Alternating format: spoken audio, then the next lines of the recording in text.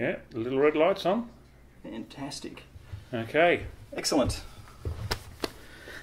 Right. Well, hello.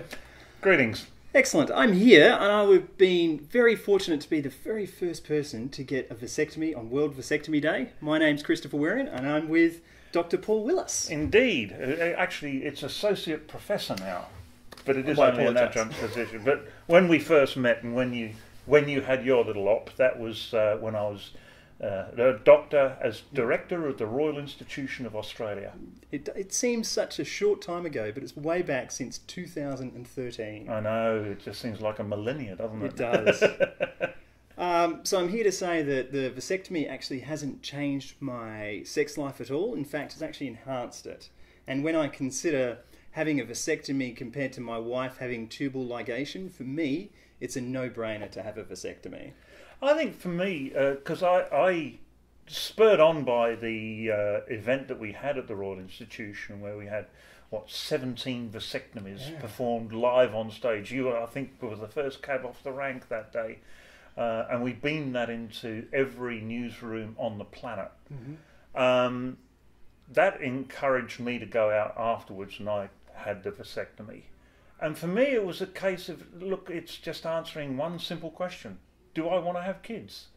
And look, I've got one son. I've got no intention of having any more kids. So why would you want to stay connected? Why would you not have a vasectomy? And when you consider, as you just pointed out, that a vasectomy is a much simpler and less complicated operation than a tubal ligation or anything, but also taking the responsibility for contraception. That's right. You know, why do we keep putting it back on the woman? And you know, taking the pill or all the various contraceptives that are effective on women, they actually come with risks and they're more complicated. Why not just man up, get the snip, do it properly from the ground up? Absolutely, I couldn't agree more. And I've had no side effects. It was a very simple, quick operation. It didn't hurt me in the slightest. How was yours? Well, I did go down the route of a general anaesthetic. Okay. So it was just a bit of day surgery. Yep. I was in and out in just a few hours or so. And while they were in there, they actually found a hydrocele, which they drained. No one knew about it, but apparently they encountered that and they fixed that up. And then same with World Vasectomy Day, the post-operative care was spend the weekend on the couch watching the telly. Yes. And that's pretty much what it was. Yeah, it was a bit uncomfortable walking for a day or two, but it soon cleared up. And I haven't looked back since. What it's done for me sex-wise is it means that you can live with the spontaneity of sex without the question of consequences. So, you don't need to use condoms or anything else. You can go with the moment, safe in the knowledge that you're not going to produce a baby. Yeah. Yeah, so removing myself from the gene pool was a no-brainer for me. I have children as well. I've had enough children. I don't think I want any more. And the operation solved that dilemma for me, and it actually makes sex much an easier thing. It just comes back to that simple question: do you want kids? Yes. And I think most blokes, certainly our age, it's like the last thing you want is more kids. Yes. So some of the myths that are around about having a vasectomy is it actually changes your level of desire, and for me personally, that didn't happen at all. If anything, it went up for yes, me because me too. It was a case of well, hey, yes, that's right. No consequences now. Let's go for it. Whereas before, it was always hanging around in the back of your mind. What if she gets pregnant?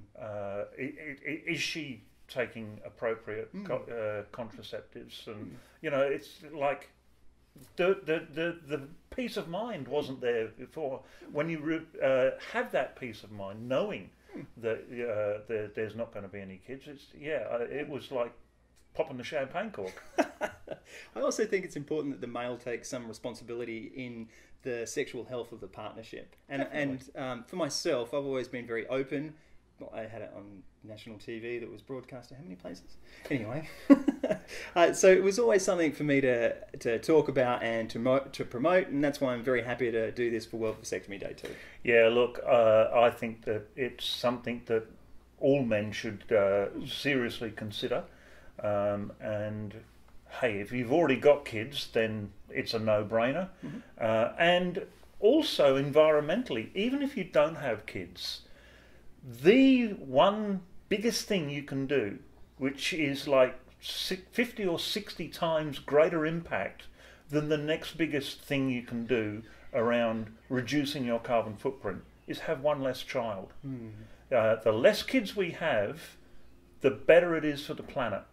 So there's also that ecological argument. There are too many people in the world, you know, and that is the root cause of a lot of problems, some of which may actually be terminal for our species. I mean, we could be looking down the barrel of the sixth extinction.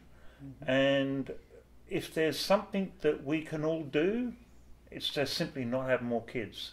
So if the desire's not there to have kids, why would you stay connected? It just doesn't make any sense to me. No, I couldn't agree more. If there was one thing you could say to a person, male, considering a vasectomy, what would that be? Do it. Excellent. Simple as that. All right. Thank you very much for your time. My pleasure. And just before you sign off, there's a... Thanks. Because that will help them synchronise the sound and the video. Normally it's at the beginning, but make a point of telling them when they go to edit that the sync point is at the end. Thanks.